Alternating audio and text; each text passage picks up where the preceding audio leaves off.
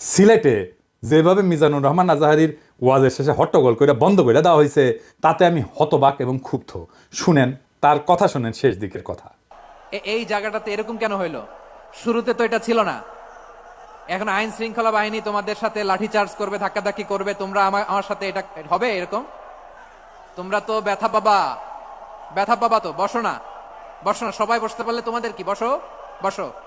এটা এটা এটা আমি এখন পরিকল্পিত কিছু হতে পারে এই ধারণাও করতে হবে আমাদের। আমি কলে এখানে এক বিশাল ষড়যন্ত্রের গন্ধ পাইতেছি। ঘটনা ছোট, রাজনৈতিক গুরুত্ব অপরিসীম।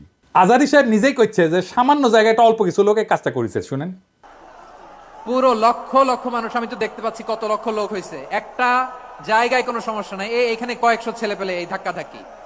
আমি আজকে just as a gesture of goodwill, আমি নামটা কইলাম না কে করিছে, কয়া দিব কিন্তু কে করিছে এইটা। এই হট্টগোল হয়ে কেন সুষ্ঠুভাবে শেষ